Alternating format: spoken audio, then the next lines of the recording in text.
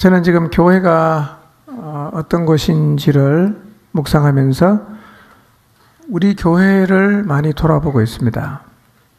성경에서 말씀하고 있는 모습에서 혹시라도 빗나간 부분이 있는지 또 부족하고 약해진 부분이 있는지를 돌아보고 있는데 그런 부분들이 조금씩 보이고 있습니다.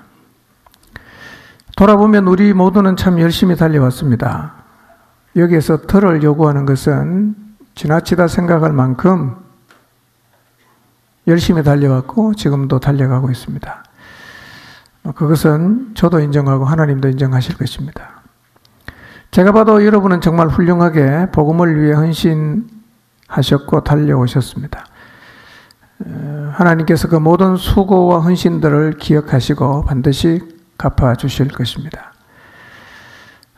그런데 우리의 그런 노력과 헌신에도 불구하고 우리 공동체 안에는 아직도 시원하게 진보를 보이지 못하고 있는 부분이 있고, 특히 영혼들을 구원하는 부분이나 또 세워지는 부분에 있어서는 진보가 멈추기도 하고, 또 어떤 부분에서는 오히려 퇴보하고 있는 모습들이 나타나고 있기도 합니다. 이만큼 열심히 달려갔는데 이런 일이 일어난다는 것이 의아하기도 하고, 그렇지만 그러나 이것은 우리가 인정해야 하는 현실이기도 합니다. 기도를 드리면서 보게 되는 공동체의 모습 가운데 가장 먼저 돌아보고 돌이켜야 할 영역은 영혼들을 향해 갖고 있는 우리들의 마음입니다. 개인차는 있겠지만 돌아보니 영혼을 향한 우리의 마음들이 좀 식어진 것 같습니다. 마음이 식어지면 둔해집니다. 그리고 안타까운 마음이 없어집니다. 굳이 저 사람을 내가 잡아서 건져내야겠다, 세워야겠다 이런 마음이 사라지는 거예요. 그런데 영혼을 향해서 가지는 마음은 아무런 이유가 없이 식지는 않습니다. 영혼을 향해서 가지고 있던 마음이 식어지고 있다면 분명히 이유가 있을 것입니다. 오늘은 그 이유가 무엇일까? 영혼을 향한 마음을 식게 만드는 요인이 뭘까? 여기에 대해서 좀 생각해 보려고 합니다. 영혼을 향한 마음이 식었다는 이 사실이 어쩌면 우리의 마음을 상하게 할 수도 있습니다. 왜냐하면 다른 건 잘 몰라도 영혼을 얻는 일과 세우는 일에는 최선을 다해서 달려왔다고 생각할 수 있기 때문입니다. 그러나 영혼을 위해서 자신의 삶을 드리는 것을 당연하게 여기며 살았고 또 그 결과로 하나님이 주신 아름다운 열매들을 많이 맺었다고 해도 영혼을 향해 가지는 우리의 마음은 상황이나 환경에 따라서 계속 변하는 겁니다. 그래서 마음을 자주 살피지 않으면 자기 자신이 마음이 변한 사실조차 모르고 여전히 영혼을 뜨겁게 사랑하고 있다고 착각할 수는 충분히 있습니다.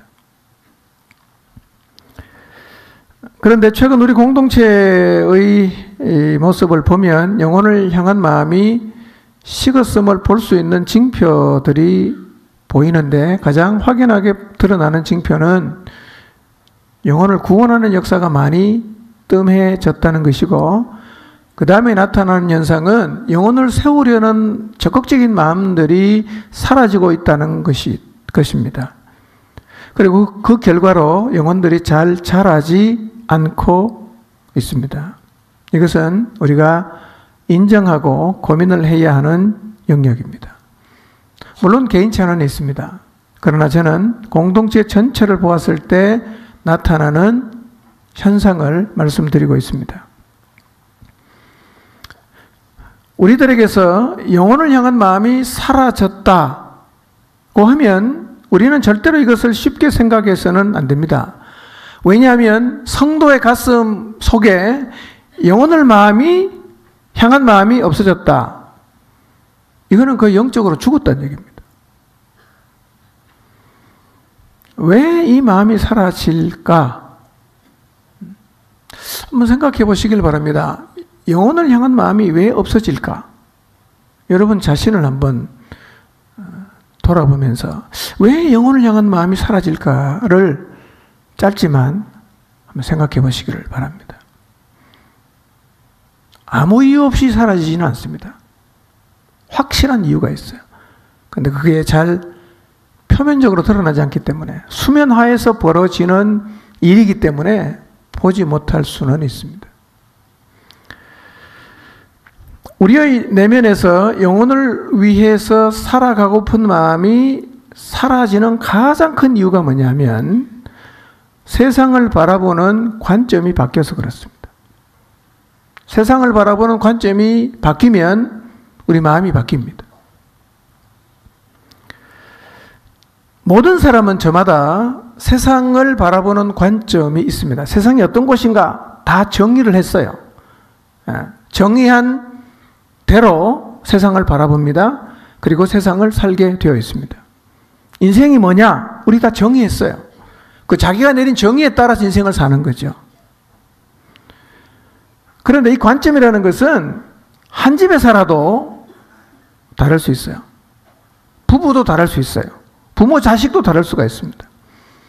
예를 들면 세상을 사랑해야 되는 대상으로 바라보는 사람이 있습니다. 증오의 대상으로 바라보는 사람이 있어요. 구원의 대상으로 바라보는 사람도 있을 수가 있습니다. 뿐만 아니라 인생을 바라보는 관점도 사람들마다 다 달라요. 어떤 사람은 인생의 의미는 즐기는 데 있다, 이렇게 정의를 내린 사람이 있고, 어떤 사람은 인생의 의미는 성공에 있다, 이렇게 정의를 내린 사람도 있고, 어떤 사람은 인생의 의미는 영혼을 준비하는 것에 있다고 정의를 내렸을 수가 있습니다. 각기 사람이 내린 이 정의는 그 사람의 삶을 다르게 만듭니다. 성공의 의미가 있다, 이렇게 정의를 내린 사람은 성공을 향해 달려갑니다. 영원한 나라를 준비하는 것에 의미가 있다, 그 사람은 영원한 나라를 준비하기 위해서 달려가는 거죠. 즐기는 데 의미가 있다, 그렇게 정의 내린 사람은 인생을 즐기는 데 초점을 맞추고 살아갑니다. 누가 내렸냐? 내가 내렸어요. 각자가 다 내린 거예요. 자기가 정의하고 그리고 정의를 내린 대로 세상을 그렇게 보는 거죠. 그렇게 사는 겁니다. 여러분도 세상을 향해 다 정의를 내렸을 거예요. 인생이 뭐냐? 다 정의 내렸을 거예요. 그 정의대로 사는 거죠. 그 정의가 바뀌지 않는 한 우리의 삶은 바뀌지 않습니다. 나는 세상을 어떤 곳이라고 정의를 내렸는가 한번 생각해 보십시오. 나는 인생이 무엇이라고 정의를 내렸는가 한번 생각해 보십시오. 부정할 수 없는 것은 정의 내린 대로 산다는 겁니다. 정의가 안 바뀐 사람은 인생은 즐기는 데 의미가 있다고 정의를 내린 사람에게 영원한 나라를 위해 살자고 아무리 얘기해도 소용없습니다. 뭐부터 해야 되냐? 정의부터 바꾸게 해야 됩니다. 아, 세상이 이런 곳이 아니네? 그리고 생각이 바뀌고 관점이 바뀌어져야 그 사람의 삶이 비로소 바뀔 수가 있다는 거예요.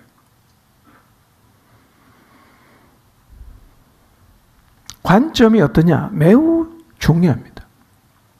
세상을 어떤 것으로 보냐 하는 관점은 우리의 삶에 커다란 영향을 줍니다.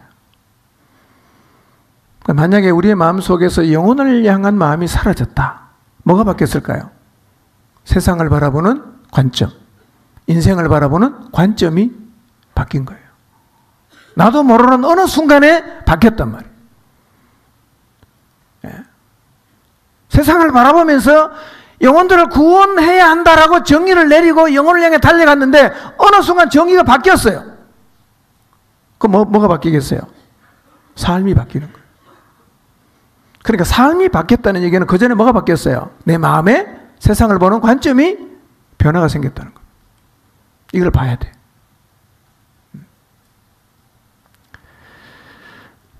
영혼을 향한 마음은 하루아침에 없어지지 않습니다. 서서히 사라집니다. 그런데 세상이 잡아야 되는 곳이다, 세상이 성공해야 되는 곳이다 라고 관점이 정해지면 그때부터는 영혼을 향한 마음은 급속도로 사라집니다. 의미가 없어지는 거예요. 옛날에 내가 미쳤나 봐. 내가 왜 그렇게 사는지 몰라. 아무것도 아닌데. 그리고는 세상을 향해서 막 내달리기 시작한단 말이에요.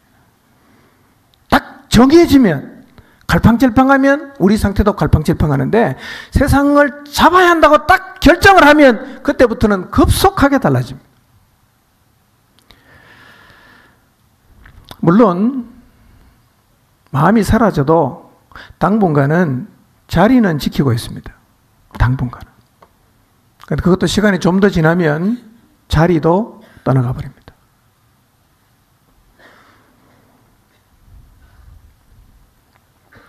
이렇게 세상을 바라보는 관점이 내 내면 속에서 바뀌면요, 처음에는 나만 알아요. 조금 시간이 지나면 나랑 가까이 있는 목장 식구가 알아요. 조금 더 시간이 지나면 자리를 버리기 때문에 모든 사람이 다 압니다. 이런 사람이 성경에 있었습니다. 데마라는 사람이었어요. 데마. 바울과 함께 팀을 이루어서 정말 영혼을 위해서 달려갔던 사람입니다. 그런데 이 사람이 어느 순간 바울 곁을 떠나가 버렸어요. 데마가 영혼을 위해 살다가 그 삶을 포기한 이유를 성경은 이렇게 얘기합니다. 디모데후서 4장 10절입니다. 읽어보겠습니다. 시작.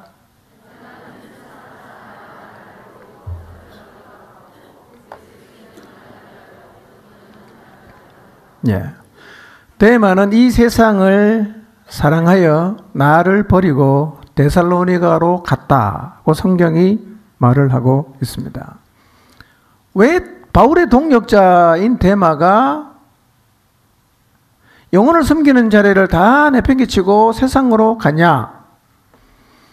가장 먼저 데마의 마음속에 세상을 바라보는 관점에 변화가 생겼을 겁니다. 영원한 나라를 바라보고 천국을 사모하면서 살았던 데마의 마음속에 세상은 잡을 대상이 전혀 아니었어요. 그들도 보지도 않았습니다. 그랬는데 어느 순간부터 데마의 마음에 세상을 바라보는 관점이 조금씩 바뀌기를 시작했습니다. 그리고 세상도 괜찮네? 이것도 잡으면 의미가 있겠다? 그렇게 세상이 보이기를 시작을 했어요. 시간이 계속 흘러가면서 데마는 서서히 세상을 더 사랑하게 되었습니다. 세상을 사랑하는 마음이 커져갈수록 그의 마음속에 영혼을 향한 마음은 줄어들기 시작했어요. 그래도 당분간은 바울 곁에서 함께 사역을 했습니다. 그러나 이 마음이 커져버린 상태에서는 그야말로 영혼 없는 사역입니다. 몸만 움직이고 몸만 와 있지 마음은 세상으로 가버린 거죠. 아마 곁에서 함께 사역하던 동역자들이 데마를 보면서 이상한 느낌을 받았을 겁니다. 그래서 어쩌면 지나가는 말로 이렇게 말을 쓸 수 있어요. 아니 요즘 데마가 왜 저러지? 좀 이상해졌어. 예전에 안 그랬는데. 이 말을 듣게 된 데마는 틀림없이 부인했겠죠. 무슨 소리 하냐고. 나는 하나도 변한 게 없다고. 그러나 주변의 사람들이 데마를 보면서 그렇게 염려하는 소리가 잦아지니까 데마는 화를 내면서 사람 함부로 판단하지 말라고 소리쳤을 수도 있어요. 성경은 데마의 마음을 이렇게 얘기합니다. 세상을 사랑했다. 전곡을 탁 찔러 말합니다. 데마는 세상을 사랑했다. 세상을 사랑하는 마음이 너무 커져버린 어느 순간 데마는 더 이상은 그 자리에 머물 수가 없었습니다. 그래서 바울도 버리고 동역자도 다 버리고 세상으로 그냥 가버렸습니다. 이 데마의 행동은 영혼을 위해 함께 살았던 동역자들에게 굉장한 충격이었을 것입니다. 우리는 데마를 통해서 세상을 바라보는 관점이 달라진다는 것이 얼마나 삶에 커다란 변화를 가져오는가, 얼마나 심각한 결과를 가져오는지를 볼 수가 있습니다. 여러분, 데마는요, 우리가 존경하는 대사도 바울과 한 팀을 이루었어요. 고난과 핍박을 감수하고 사역했어요. 저 사람은 저럴 수 없어. 누가 봐도 그렇게 말할 수밖에 없는 그런 대단한 삶을 살았던 사람이었어요. 근데 데마가 다른 이유가 아니라 세상을 사랑해서 가버렸어요. 여러분, 데마에게 이런 일이 일어났다면 오늘 우리에게 이런 일은 절대로 안 일어난다고 말할 수 있겠어요? 우리가 데마보다 더 훌륭하다고 생각하십니까?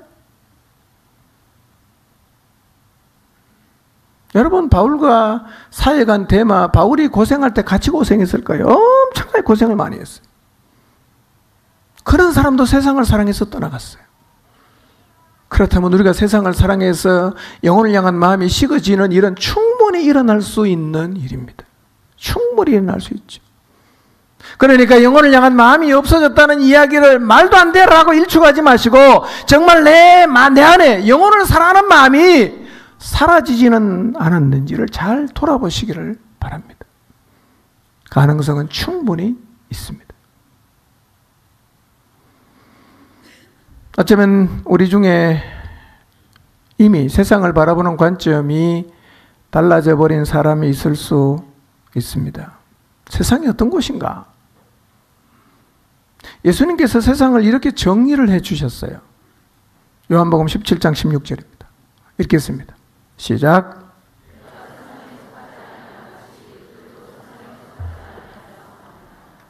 요한복음 17장은 예수님께서 지상에서 마지막으로 남겨진 제자들과 우리들을 위해서 중보기도한 내용인데, 그 기도의 내용에 보면 이런 내용이 반복이 됩니다. 내가 세상에 속하지 않았다. 여러분, 예수님이 33년을 세상에 사셨어요. 세상에 발을 붙이고 인간으로 사셨어요. 근데 말씀하십니다. 나는 세상에 속하지 않았다. 한 말씀 더 하시죠. 그들도 세상에 속하지 않았다. 이렇게 말합니다. 나도 세상에 속하지 않았지만 그들도 세상에 속하지 않았다. 그들이 누굽니까? 우리를 말하는 거예요. 예수님 믿고 있는 우리를 말한단 말이에요. 우리는 세상에 속한 사람이 아닙니다. 속했다는 말은 소속이라는 의미인데요. 세상에 소속이 된 사람이 아니라는 것입니다. 그래서 그리스도인은 세상을 살지만 세상의 말뚝을 박아도 안 되고 세상을 사랑해도 안 되고 세상의 인생의 모든 것을 투자하며 살면 절대로 안 된단 말이에요. 왜? 소속이 여기가 아니에요. 우리는. 어디 소속입니까? 하늘나라가 우리가 속한 곳이잖아요. 그런데 세상이 속해야 되는 곳, 속하고 싶은 곳으로 보이는 것은 이미 우리의 관점에, 마음에 변질이 왔다는 겁니다. 우리가 사랑해야 되는 곳, 소망해야 되는 곳, 인생을 던져서 투자해야 되는 곳, 어디겠어요? 하늘나라입니다. 아멘입니까? 하늘나라. 그래서 예수님께서 마태복음 6장에서 말씀하시잖아요. 너희는 먼저 그의 나라를 구하라. 그의 나라를 구하라.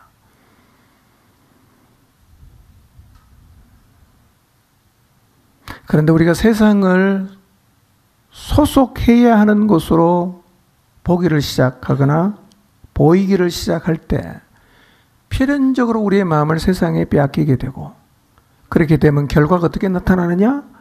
영혼을 향한 마음이 사라지는 것으로 나타나게 됩니다. 그래서 우리에게 정말 필요한 게 뭐냐? 세상을 하나님의 관점으로 보는 거예요. 세상을 하나님의 관점으로 보는 것입니다. 너무너무 중요한 거예요. 여러분, 오늘부터 세상을 하나님의 관점으로 다시 한번 쳐다보시기를 바랍니다. 사람도 하나님의 관점으로 봐야 됩니다. 성경은요, 온통 하나님의 관점을 기록하고 있어요. 하나님의 관점으로 세상이 어떤 것인가? 하나님의 관점으로 보았을 때 뭐가 중요한가? 하나님의 관점으로 보았을 때 뭘로 인생을 살아야 되는가? 하나님의 관점으로 봤을 때 인생의 의미가 어디에 있는가? 이거를 반복해서 얘기하는 게 성경이에요. 성경은 계속 그 얘기를 합니다. 여러분, 성경이 우리에게 하고 싶은 말이 뭘까요? 성경이 우리에게 하고 싶은 말이, 그리고 성경이 우리를 향해서 가지고 있는 관점은, 우리가 이 땅에서 예수님 믿고 부자가 되고 성공을 하고 출세를 해서 행복하게 건강하게 잘 살다가 죽는 인생을 살아라, 이거 아니란 말이에요. 이거는 성경이 하고 싶은 얘기가 아니에요. 읽어보세요. 성경이 하고 싶은 얘기가 아니라는 얘기는 하나님의 관점이 아니라는 겁니다. 그런데 예수님 믿고 성공하고 출세해서 돈 많이 벌고 이게 성공이고 복이라고 하는 것은 성경 관점하고는 다른 얘기입니다. 이거요. 성경이 그렇게 말하지 않아요. 변질입니다. 변질. 이게 한국 기독교를 망하게 만든 겁니다. 한국교회 왜 망한지 아십니까? 예수님 믿어서 세상의 복을 더 받자, 더 넘치게 받자. 이 슬로건이었어요. 한국교회 망하게 만들었습니다. 이거는 사단이 하고 싶은 얘기입니다. 하나님이 하고 싶은 얘기가 아니에요. 성공하고 출세하고 행복하게 사는 게 나쁘다 그런 얘기는 아니에요. 절대로 그것은 목적은 아니에요.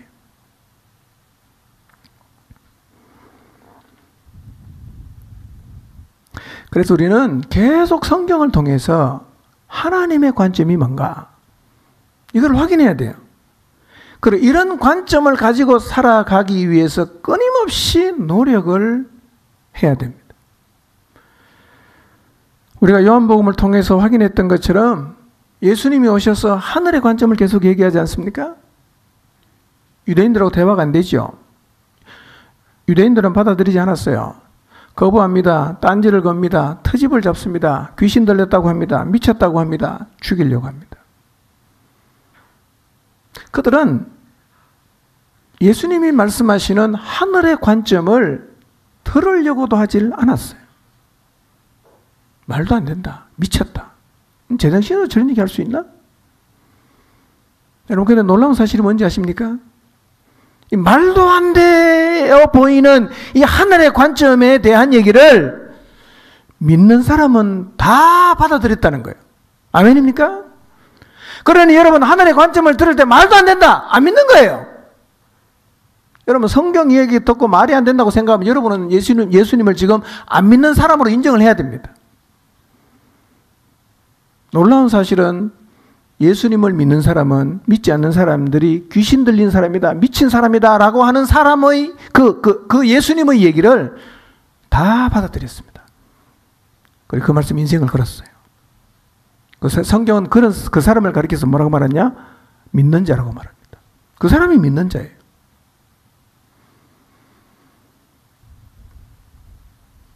물론 믿는 사람도 잠깐 정신을 잃고 한눈을 팔다 보면 경상도 말로 헷가닥 할 수 있어요. 헷가닥 할 수 있어요. 그렇지만 믿는 사람은 들으면 다시 받아들입니다. 들으면 받아들여요. 여러분, 우리 모두가 다시 하나님의 관점을 갖게 되시기를 바랍니다. 하나님의 관점으로 모든 것을 바라볼 수 있게 되시기를 바랍니다. 성경에 대해 전제가 뭐냐? 하나님이 살아계신다는 거예요.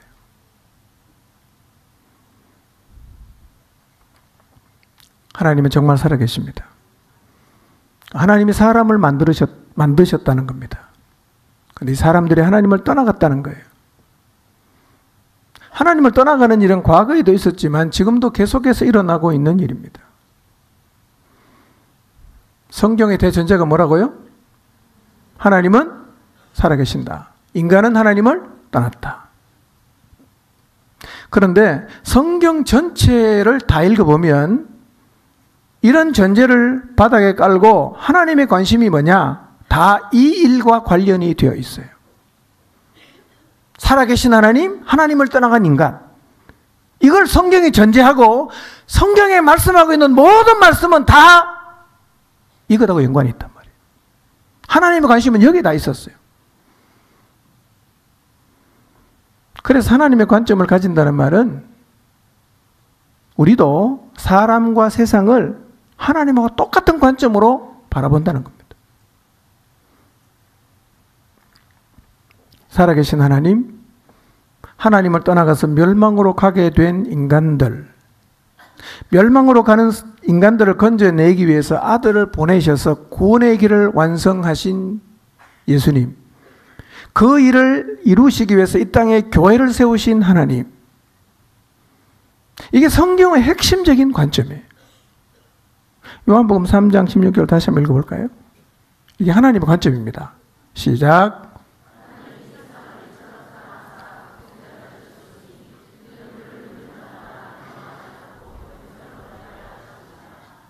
네. 여러분, 하나님은요, 세상을 지금 이 관점으로 쳐다보고 있는 거예요. 내가 사랑한 세상, 내가 사랑한 인간, 멸망으로 가는데 내가 건져내야지. 아들을 보내겠다. 보냈어요. 이게 하나님의 세상을 바라보는 관점입니다. 더도 아니고 덜도 아니고 딱 요겁니다. 성경을 100번, 1000번 읽어도 똑같습니다. 그래서 요한복음 3장 16절을 성경 전체의 요약이라고 하잖아요. 성경 전체가 뭐냐? 이 얘기라는 거예요. 그럼 결국 하나님의 관심이 어디에 있다는 얘기입니까? 여기에 있다는 거예요.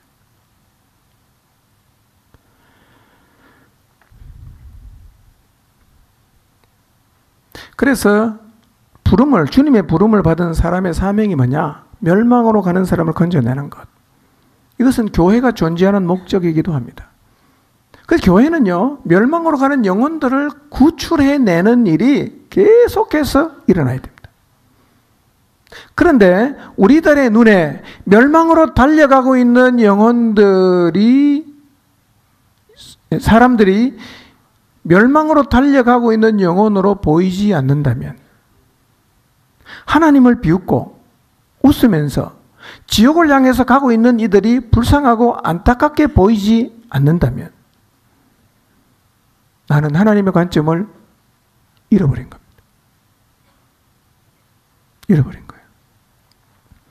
하나님의 관점을 잃어버려서 세상을 바라볼 때 하나님이 보시는 것을 보지 못하는 사람은 영적으로 소경이 됐다는 얘기입니다.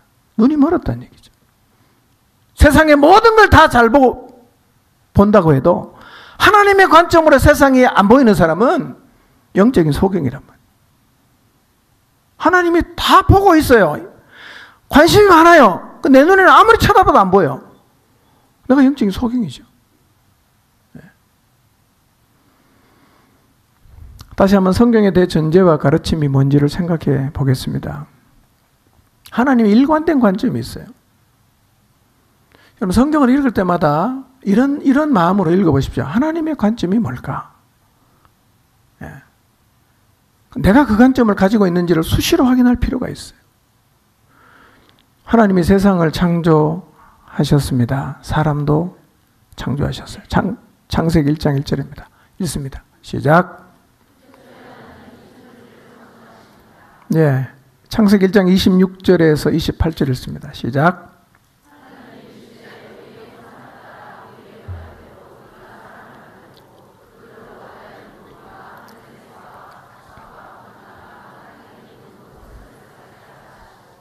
하나님이 그들에게 복을 주시며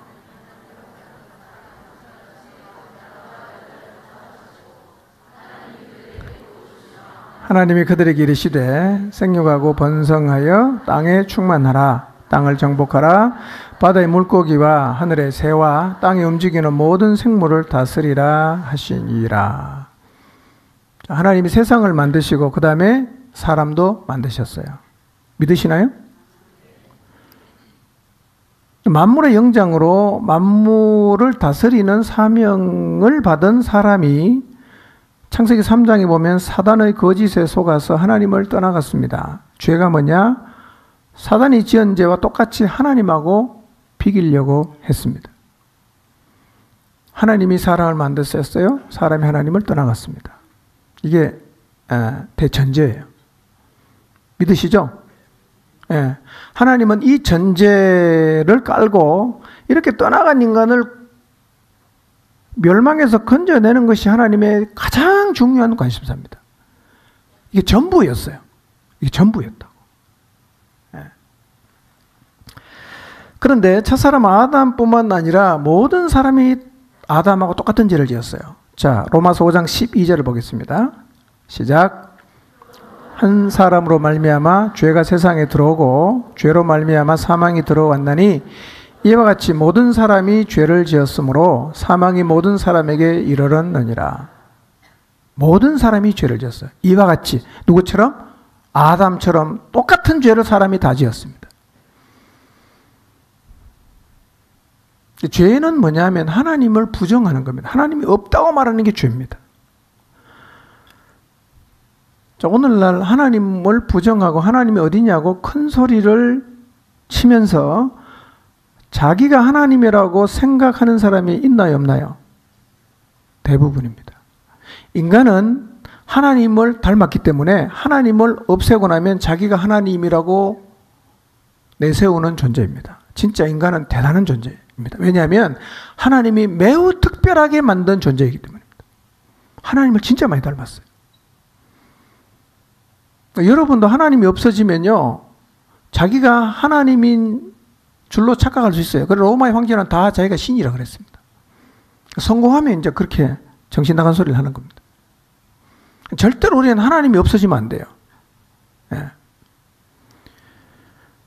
요즘은 아예 대놓고 자기 자신이 무신론자임을 자처하는 사람이 많이 있습니다. 그리고 그렇게 말하는 것을 지성인 줄로 착각하고 있어요.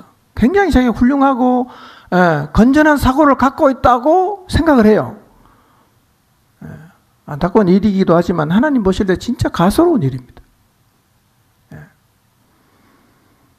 하나님은요, 거룩하신 분이에요. 거룩하다는 말은 뭐 죄를 안 지낸다 이런 의미 이전에 우리랑 구분이 된다는 겁니다. 우리랑 비슷한데 우리보다 조금 나은 분으로 우리가 자꾸 하나님을 생각해요. 근데 하나님은 우리랑 비슷한 분이 아니에요. 그렇기 때문에 절대로 하나님을 나하고 비교하면 안 됩니다. 그분은 창조주입니다. 끝을 알 수 없고 눈으로 아무리 쳐다봐도 도저히 확인할 수 없는 이 광대한 우주를 창조하셨고 지금도 별들을 운행하고 계시는 분입니다. 그런데 티끌만도 못한 인간이 지금도 살아 계심을 드러내 보이시는 하나님이 없다라고 말을 하는 게 얼마나 기가 찬 일입니까? 말도 안 되는 얘기를 말이 되는 것처럼 하고 사는 사람이 너무 많아요. 그런 사람을 성경은 일컬어서 죄인이라고 말합니다. 죄인. 이렇게 하나님을 부정하고 스스로를 높여서 하나님의 자리에 오른 사람 하나님이 가만둘 수 있겠어요? 그래서 심판하십니다. 심판의 결과는 나왔어요. 뭐냐? 멸망이에요. 멸망. 요한복음 3장 16절 다시 한번 읽어보겠습니다. 읽습니다. 시작.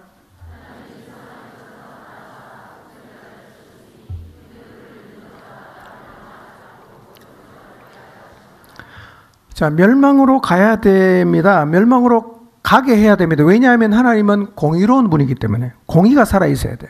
죄 지은 사람은 벌을 받아야 돼. 그런데 하나님은 공의로우신 분이지만 동시에 사랑이 많은 분이기 때문에 독생자를 보내는데 이유가 뭡니까? 멸망으로 가지 않게 하려고 독생자를 보냈다는 거예요. 믿으면 멸망하지 않는다는 말은 믿지 않으면 뭐 한다는 말입니까? 멸망한다는 말이에요. 그래서 하나님을 부정하며 살아가다가 죽으면 다 멸망으로 갑니다. 이것이 하나님을 떠나간 인간들이 결국 서게 되는 자리입니다.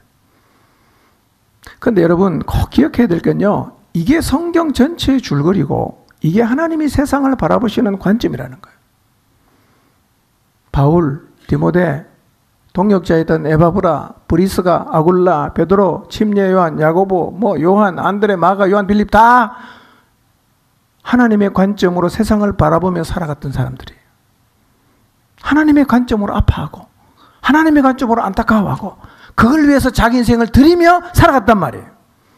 하나님의 기대가 뭐냐? 믿는 모든 사람이 이들처럼 하나님의 관점으로 세상을 바라보며 살아가기를 원한다는 거예요.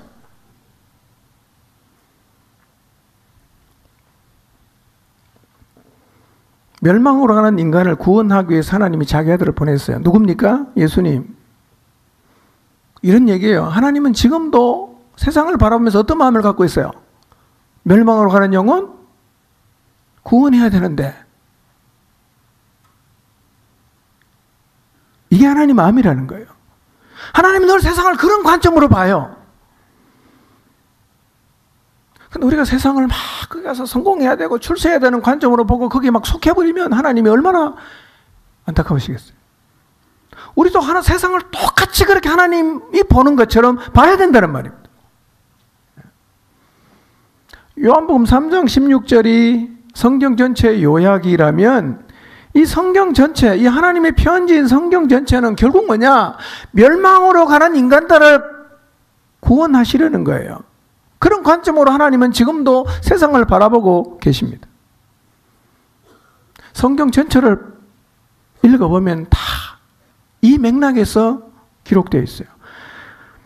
신약의 시작인 마태복음 1장에 보면 구약이 예언한 대로 아브라함의 자손이여 다윗의 자손으로 구원자가 세상에 오셨다는 것을 말해요. 마태복음 1장 1절에서 17절까지의 족보가 그것을 말합니다.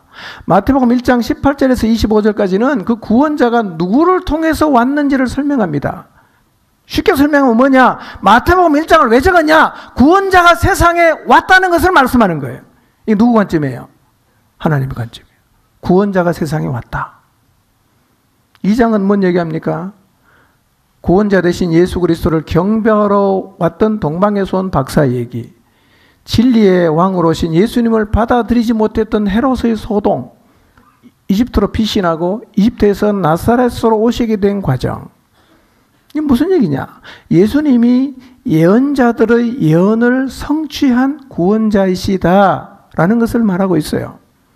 마태복음 3장 침례 요한이 등장합니다. 사람들에게 회개를 선포합니다. 그리고 구원의 길을 예비합니다. 무슨 얘기하는 겁니까? 세상에 누가 왔다? 구원자가 왔다. 이 얘기를 하는 거예요.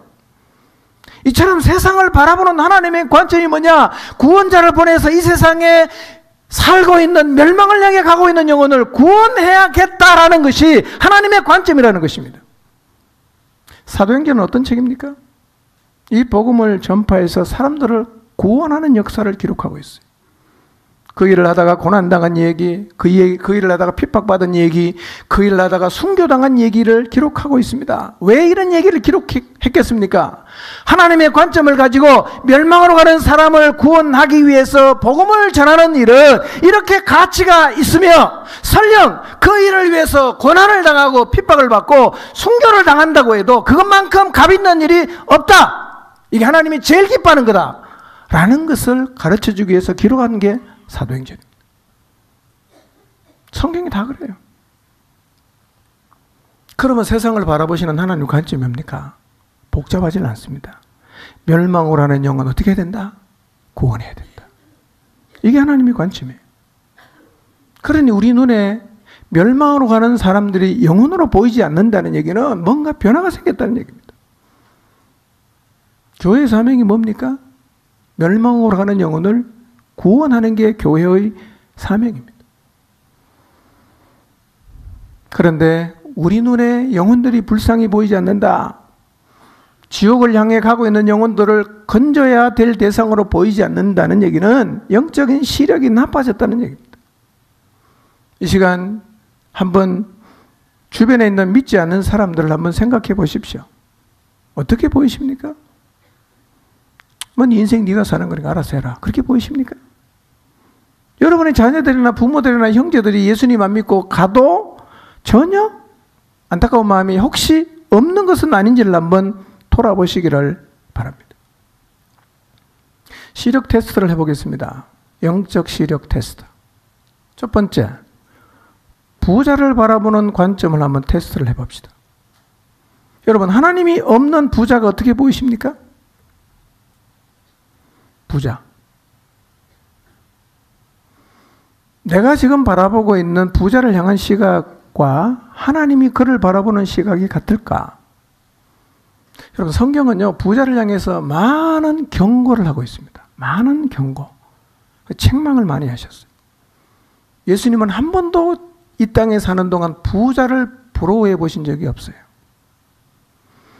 오히려 누가복음 16장에서는 날마다 호화롭게 파티를 하고 금보다 비싼 베옷을 입고 살았던 부자가 죽은 후에 지옥에 떨어져서 절규하는 모습을 비유를 통해서 말씀하시면서 주님이 주시는 메시지는 이거예요. 부자로 사는 것보다 더 중요한 것은 구원받는 것이다 는 것을 누가복음 16장을 통해서 예수님께서 말씀하십니다. 유산을 가르친 형에게 유산을 좀 나눠 가지도록 말을 좀 해달라고 어떤 사람이 예수님에게 가서 부탁을 했어요. 형이 유산을 다 가르치니까 예수님한테 와서 우리 형한테 얘기해갖고 좀 동생하고 유산 좀 나눠 가지도록 좀 압력을 넣어달라는 얘기입니다. 그때 예수님이 또 비유 하나 드셨는데요. 한번 읽어보겠습니다. 누가복음 12장 15절, 19절, 20절 읽겠습니다. 시작.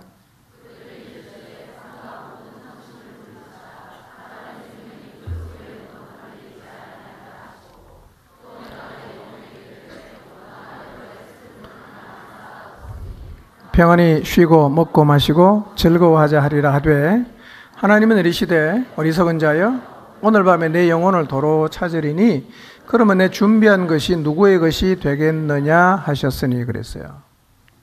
이런 부탁을 받은 후에 예수님이 사람들에게 말씀하십니다. 너희는 조심해서 온갖 탐욕을 멀리하여라. 재산이 차고 넘치더라도 사람의 생명은 거기에 달려있지 않다고 말씀하셨어요. 생명은 소유하고 아무 상관이 없다는 거예요. 영원한 생명은 소유와 아무 상관이 없어요. 그리고 창고를 새로 지어야 할 정도로 소출이 많은 부자에 대한 비유를 하십니다. 한 부자가 엄청나게 소출을 거두었습니다. 그리고 창고를 새로 짓기로 결정을 했어요. 자기 자신에게 도취되어서 그리고는 말합니다. 영혼아, 여러 해 쓸 물건을 많이 쌓아두었으니까 평안히 쉬고 먹고 마시고 즐거워하자. 자기 자신에게 말한 거예요. 그때 하나님이 말씀하십니다. 이 부자를 향해서 어리석은 자여, 오늘 밤에 내 영혼을 도로 찾아가면 네가 지금까지 쌓아놓아 둔 것이 누구의 것이 되겠느냐라고 말씀하십니다. 이 비유의 핵심이 무엇입니까? 하나님이 안중에 없고 죽음으로 끝나는 것이 인생임을 깨닫지 못하는 부자를 예수님은 어리석은 자라고 말씀을 하십니다. 어리석은 자.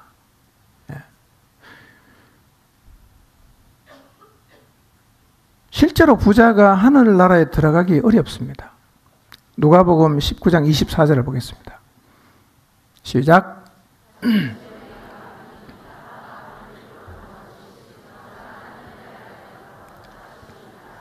네. 예수님은 부자가 하나님의 나라에 들어가는 게 낙타가 바늘귀로 들어가는 것보다 더 어렵다. 여러분, 낙타가 바늘구멍으로 들어갈 수 있습니까? 불가능하죠. 이 얘기는 무슨 의미일까요? 부자가 하나님의 나라에 들어가는 것은 거의 불가능하다. 물론 그 뒤에 예수님이 말씀하셨죠. 사람으로는 불가능하지만 하나님으로는 할 수가 있다. 그런데 왜 부자가 하나님의 나라에 가는 게 이렇게 어려울까요? 부자가 되면요, 대개는 자기의 부에 도취가 되어서 자기가 하나님이라고 생각합니다. 자기가 하나님이니까 하나님이 필요가 없잖아. 하나님을 안 찾습니다. 돈 많은 부자, 지식 많은 부자, 명예 많은 부자 다 똑같습니다.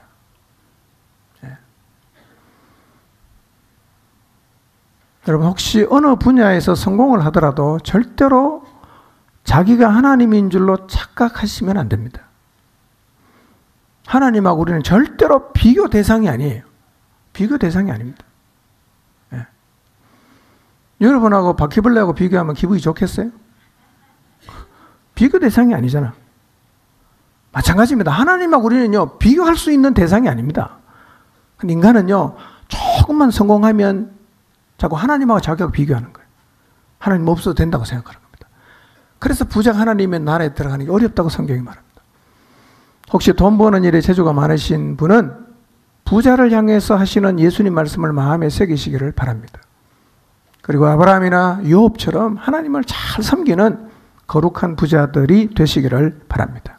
하나만 더 테스트해 보겠습니다.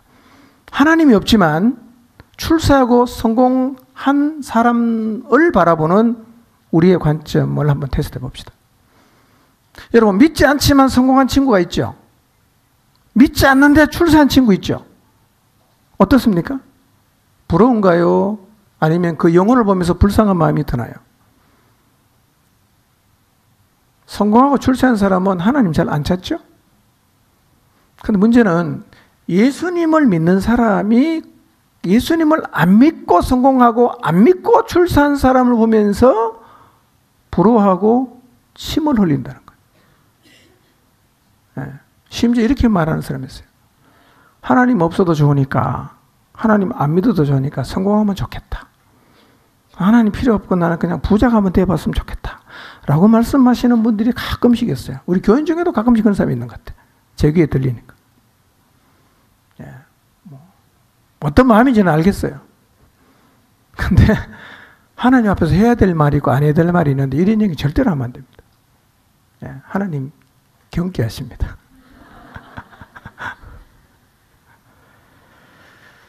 나중에 주님 앞에 가면 그런 표현이 얼마나 주님을 무시하고 모독하는 말이었는지를 깨닫고 너무너무 부끄러워할 거예요.